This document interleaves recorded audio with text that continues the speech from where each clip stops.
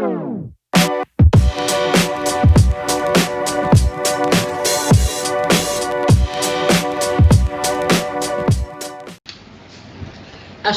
warahmatullahi wabarakatuh.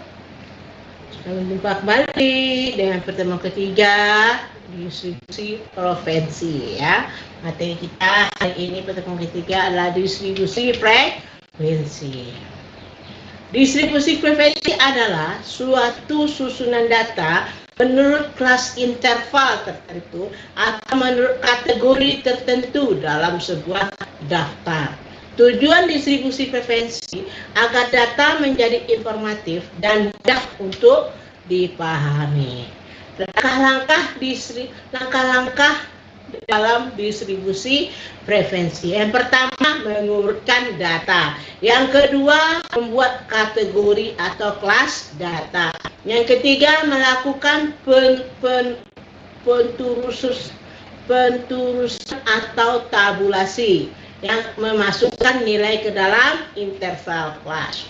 Langkah pertama, mengurutkan data. Data diurutkan dari yang terkecil ke yang terbesar atau sebaliknya. Tujuannya untuk memudahkan dalam melakukan perhitungan dan mendapatkan nilai data terendah dan nilai data tertinggi. Kita lihat sebuah kasus ya.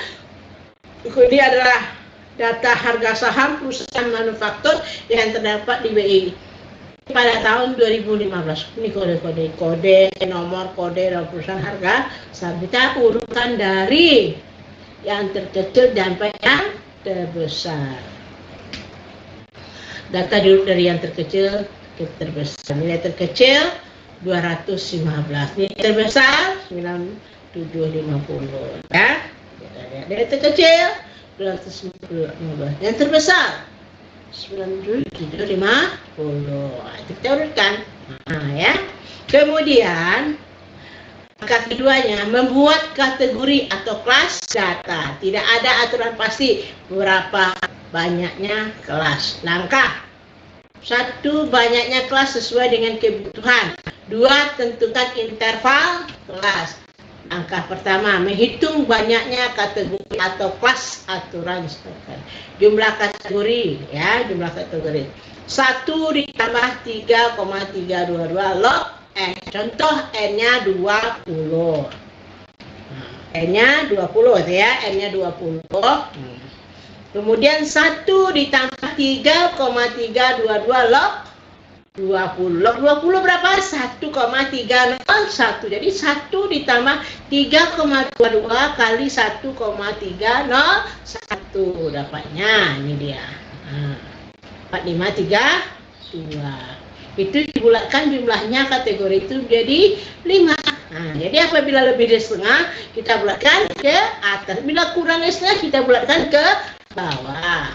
Langkah kedua, tentukan interval kelas. Interval kelas adalah batas bawah dari batas atas dari suatu kategori. Rumus interval kelas. Nilai terbesar kurang nilai terkecil per jumlah kelas. Berdasarkan data nilai tertinggi kan 9.750. Nilai terendah tadi kan 215. Interval kelas 9.750 kurang 215 dibagi 5 ini adalah interval kelas tadi ini. Ya. Kemudian dibagi 5 dapatnya 1907. Jadi interval kelasnya 1907, yaitu jarak nilai terendah dan nilai tertinggi dalam suatu kelas atau kategori. Contoh 215 nih.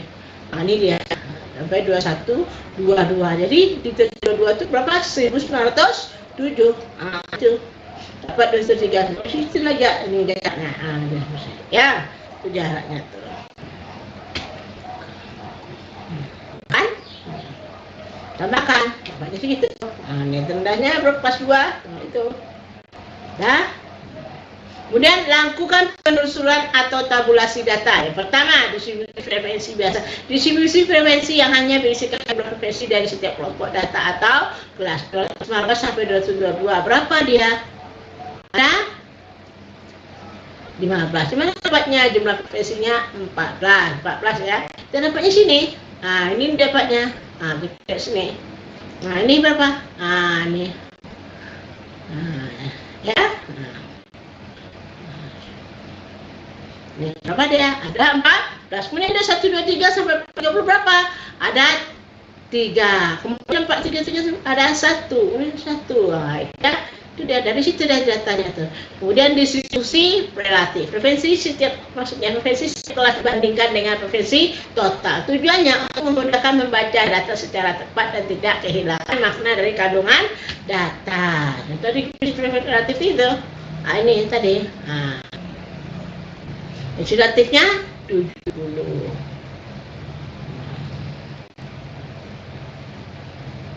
Gimana dapatnya 70 itu? 14 per 20 dikali 100 kan 70. 3 per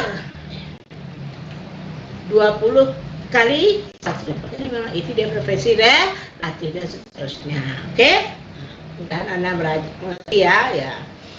Kemudian frekuensi kumulatif menunjukkan seberapa besar jumlah frekuensi pada tingkat kelas tertentu diperoleh dengan menjumlahkan frekuensi pada kelas tertentu dengan frekuensi kelas selanjutnya. Frekuensi kumulatif terdiri dari frekuensi kumulatif kurang dari dan frekuensi kumulatif lebih dari. Kita lihat frekuensi kumulatif kurang dari merupakan penjumlahan dari mulai frekuensi terendah sampai frekuensi tertinggi dan jumlah akhirnya merupakan jumlah data N. Kita lihat ini frekuensi kumulatifnya. Ini frekuensi yang tadi kan, frekuensi kumulatif kurang dari. Jadi ini tetap 0 ya. 0 kurang dari 14 kan?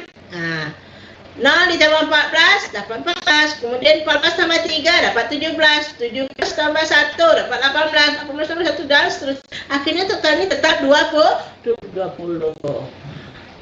Kemudian frekuensi kumulatif lebih dari merupakan pengurangan dari jumlah data dengan frekuensi setiap kelas dimulai dari kelas terendah dan jumlah akhirnya adalah 0. 20 kurang 0. Ini kan 20 tadi totalnya kan ini 20 sini. 20 kurang 0 tetap 20. 20 kurang 14 dapatnya 6. 6 kurang 3 dapatnya 3. 3 kurang 1 dapatnya dan seterusnya. Akhirnya dapat 1. Totalnya adalah 0. Jadi frekuensi kumulatif ya. Jadi frekuensi kumulatif, frekuensi kumulatif kurang dari dan lebih dari 14, kurang dari 0, 0 kurang dari 14, 20 lebih dari 14 itu bacanya, ya.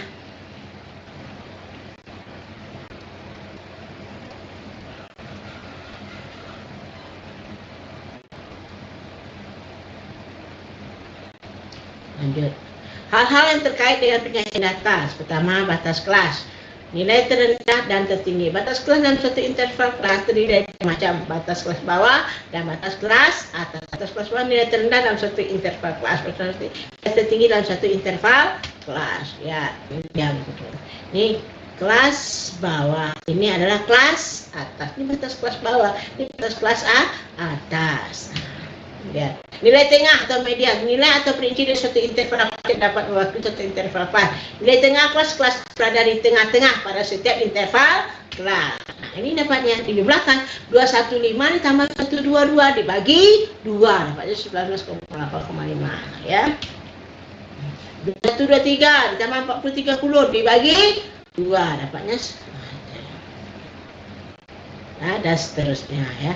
Grafik dapat digunakan sebagai laporan. Mengapa menggunakan grafik? Mereka pada umumnya tertarik dengan gambar dan sesuatu yang ditampilkan dalam bentuk visual akan lebih mudah diingat daripada dalam bentuk angka. Grafik dapat digunakan sebagai kesimpulan tanpa kehilangan makna.